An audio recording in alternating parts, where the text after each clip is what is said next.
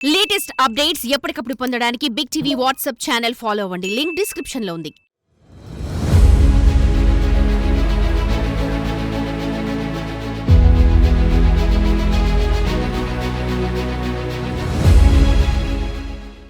వివాహేతర సంబంధాలు ఎప్పటికైనా విషాదాంతం అవుతాయనేది ప్రస్తుత రోజుల్లో కాదనలేని నిజం. క్షణిక సుఖం కోసం పచ్చని సంసారాల్లో చిచ్చుపెడుతున్న ఈ అక్రమ సంబంధాలకు అడ్డు అదుపు లేకుండా పోతుంది. ఈ వికృత బంధాల కారణంగా భర్తను భార్య చంపడమో, భార్యను భర్త చంపడమో లేదా ప్రియుడిని భర్త చంపడమో కామన్ అయిపోయింది. ఇప్పుడు ఇటీవల జరుగుతున్న హత్యల్లో అత్యధికం అక్రమ సంబంధాల వల్లే అనేది అందరికీ తెలిసిందే.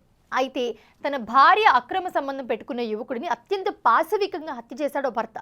రౌడీ షీటర్ల సాయంతో ఆ యువకుడిని కిడ్నాప్ చేసి ఒక దాబాలో విచక్షణ రహితంగా కొట్టి మర్మాంగాన్ని కట్ చేసి దాబాలో ఉండే పచ్చి కారాన్ని చొప్పించి చిత్రహింసలకు గురి చేసి హత్య చేశాడు. అంతేకాదు డెడ్ బాడీని పొలాల్లోకి పడేసి ఎవరు గుర్తించకుండా ట్రిమ్మర్తో గుండు గీసి ఆరమీసం తీసేశాడు. ఈ దారుణ ఘటన ఎక్కడ జరిగిందో ఇప్పుడు చూద్దాం.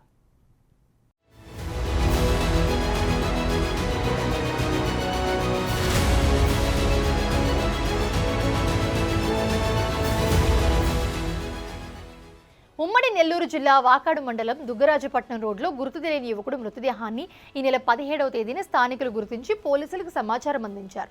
మృతదేహం ఉన్న పరిస్థితిని బట్టి పోలీసులు హత్యగా కేసు నమోదు చేసి దర్యాప్తు చేపట్టారు.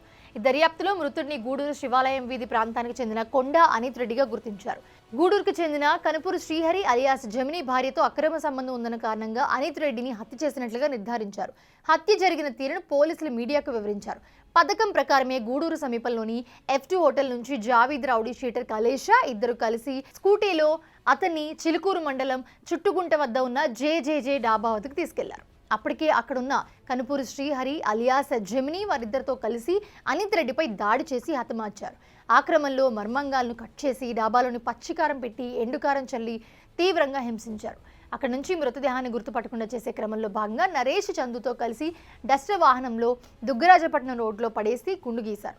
సగం మీసం తీసేశారు. అనంతరం అక్కడి నుంచి పరారయ్యారు. కేసును ఛాలెంజ్గా తీసుకున్న పోలీసులు నిందితులను అదుపులోకి తీసుకున్నారు. హత్య సమయంలో వినియోగించిన స్కూటర్, కారుతో పాటు మిగిలిన పరికరాలను పోలీసులు సీజ్ చేశారు.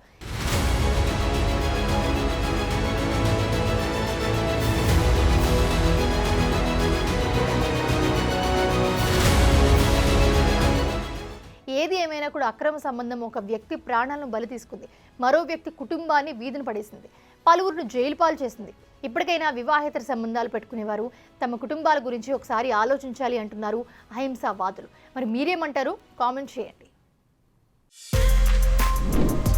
For more videos like this, subscribe Big TV channel.